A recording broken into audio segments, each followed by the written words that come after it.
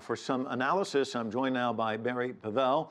He is the Vice President of the Atlantic Council. He's also leads the Brent Scowcroft Center on International Security.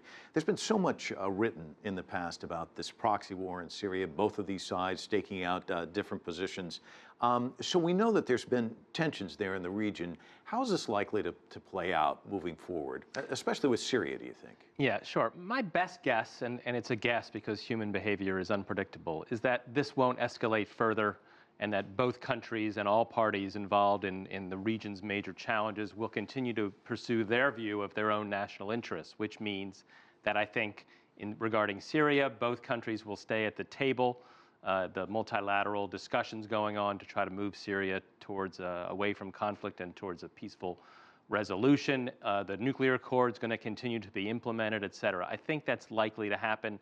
And I think this is one of many sort of milestones in a relationship between these two countries that has gone up and down over time and will continue to go up and down. It's sort of a long-standing Cold War, if you will.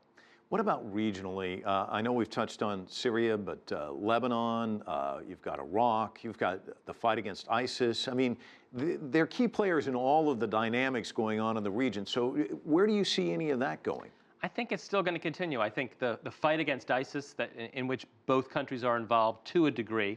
I think Saudi is more focused on Yemen a bit right now in terms of the military operation than the counter-ISIS coalition. I think that's going to continue. There's two variables that I see that could change my projection. One is Yemen is a country where both could choose to escalate further if they wanted to. Iran could increase its significant support for the Houthis, and Saudi Arabia could potentially increase the tempo of its military operations. It's leading somewhat of a coalition there as well. The other major variable, and the one I would really watch closely, is the hardliners in Iran.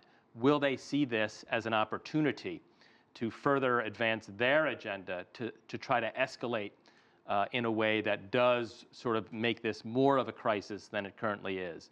And so they're in a struggle domestically with the Rouhani and his factions. I think President Rouhani has been acting relatively responsibly, calling for an investigation into the storming of the Saudi embassy in Tehran.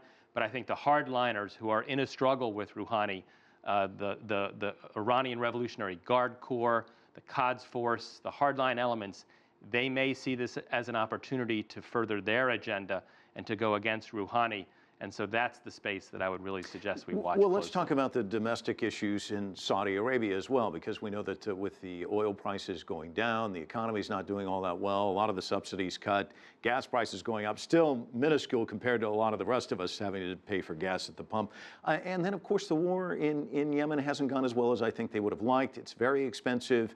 For the domestic audience, how much of this is to try and focus attention elsewhere instead of some of the domestic issues that they're facing? I don't think the Saudis would have said this is a great way for us to avoid dealing with our domestic challenges. They are trying to address those challenges. There's a lot more work to do in terms of the economy, in terms of political reforms, but they are taking measures. I don't think this is what they would have suggested as a way to distract, but it is a new era in Saudi Arabia. There's a new king, there's a new team under the king. That team is being tested by a region in turmoil like we haven't seen for a very, very long time.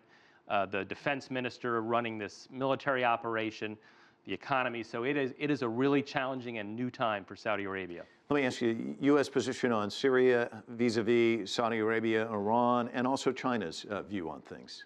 I think, well, let's start with China, which I think is easier. I mean, my understanding, and I don't speak for the Chinese government, but my understanding is that they don't want a regional conflict to escalate.